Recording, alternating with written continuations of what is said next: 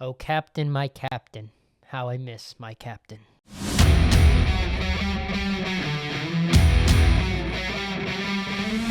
Goal. Avellini, here comes Peyton. And Peyton is in for the touchdown. Unbelievable. Taves and Cade, 2-on-1, hustling back is point up a shot. Score! Patrick Taves in overtime. Ahead of Jenks. Uribe charges, throws, out! And the White Sox have won the World Series. To the circle, puts the shot in the air. Good! The game's over, and the Bulls have won. From the pocket, so Ferguson was on the run, and you're going to see Wilbur Marshall come here and really flatten him. Oh, boy, did he really hit him. Moving right in over the shot! Looking downfield, launching downfield, going for it all! And it is caught!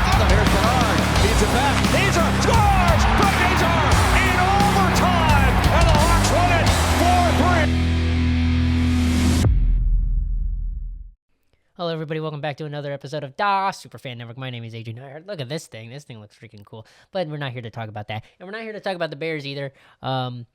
Yeah, Bears lost. We're not here to talk about that. That'll be a separate video. I want to do more of like a season review kind of thing instead of a post game for just that game. So more to come in, I don't know, when I get to it.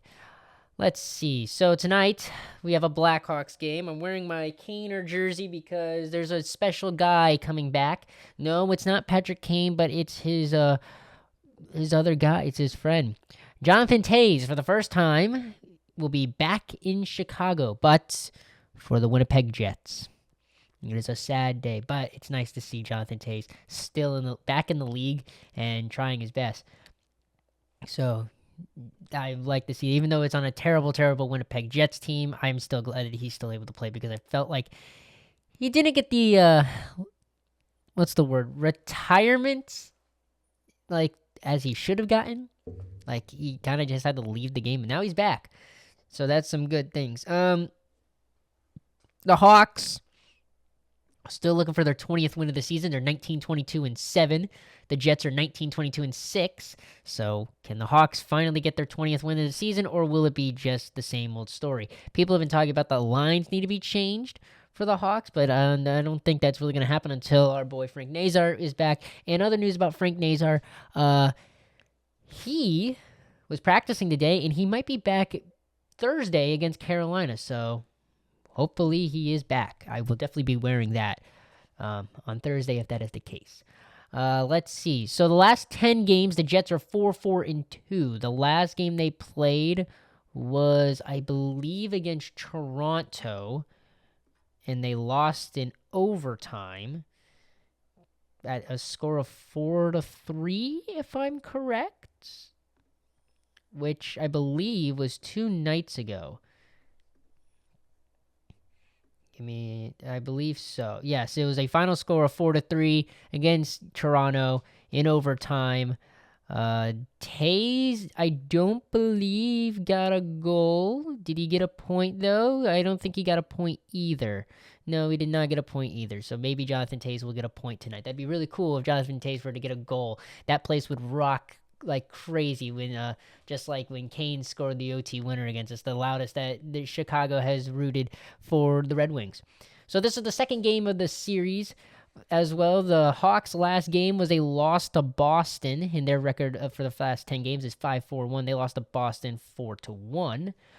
This is the second game of this 4-game series due to the Jets being in the Central Division. The last time these teams played was October 30th, and the Winnipeg Jets won 6-3. This game starts at 8:30 tonight, 8:30 p.m. Eastern Time, so it should be a really, really fun one. However, I think more people will be focusing on the IU versus Miami game that's going to be coming on in an hour before that. So, but players to watch out for, obviously Jonathan Toews. He has 4 goals in the last 5 games, so hopefully he gets one tonight. And then I would say look out for Connor Bedard. He's still trying to get back on the goal sheet, so hopefully they can figure it out tonight. Get back rolling, get that elusive 20th win of the season, because boy has it been elusive, and it's getting kind of annoying, like waiting to figure that out. The starting goaltenders, Connor Hellebuck, he's got 12 wins, 12 losses, 5 overtime losses with a goals against average of 2.76 and a save percentage of .901. He's got a lower save percentage than our boy Spencer Knight, who's starting in goal tonight. 13 wins, 13 losses, 6 overtime losses, a goals against average of 2.61, and a save percentage of .910.